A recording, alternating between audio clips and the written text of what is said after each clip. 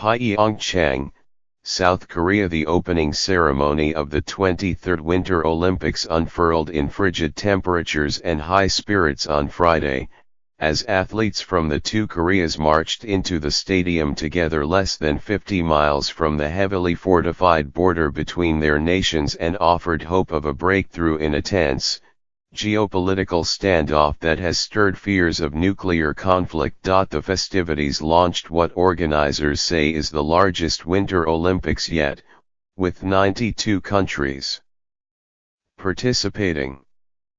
As both the North and South Korean delegations gathered for their joint march into the stadium under one flag, they embodied the hopes of a peninsula divided by history and ideology. Whereas recent Olympic Games have sought to set politics to one side, in Pyeongchang the strategic subtext of the event has been unavoidable. The younger sister of Kim Jong-un, North Korea's leader, was sitting in the audience at the opening ceremony, as was Vice President Mike Pence, leading the American delegation.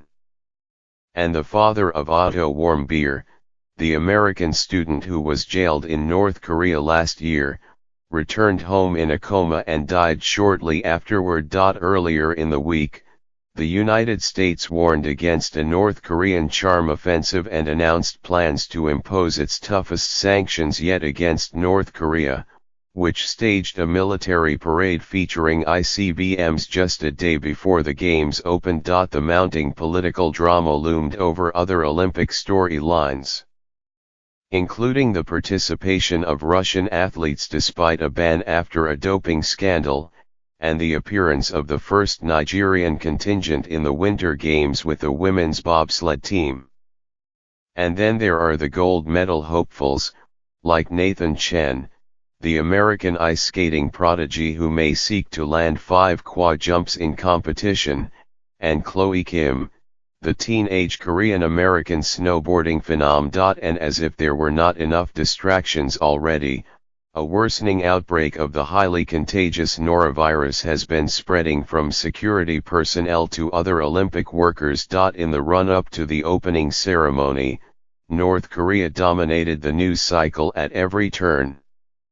For the month since North Korea agreed to send 22 athletes and an entourage of artistic performers and dignitaries to the Games, the news media was riveted by an advance visit by one of North Korea's most celebrated pop stars, the arrival of North Korean cheerleaders in matching red wool coats, and controversies over whether the North's participation in the Olympics would violate international sanctions punishing North Korea for its nuclear weapons development. And Mr. Pence's visit, which included a meeting Friday with North Korean defectors, exposed deepening strains in ties between the longtime allies, as he suggested that South Korea curtail ties to the North after the Olympics end.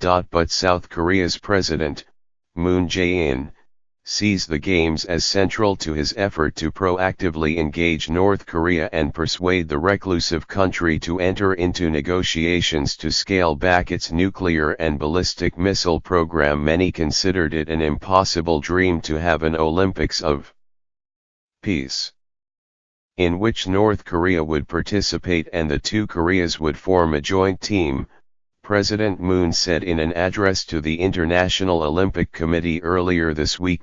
Friday's opening ceremony, directed by Song Seung-wan, a South Korean actor and popular theatrical creator, sought to project a vision of unification and peace on the long-divided peninsula. As a starting point, Korea is the only divided country in the world, Mr. Song said in an interview hours before the ceremony began. He said that even though North Korea was not expected to attend when he began planning the ceremony's themes, we started with peace in mind. Of course it was a surprise, he said of the North's decision to join the Games. It will be an opportunity for the peace we were thinking of to be shown to the world in a more deep way.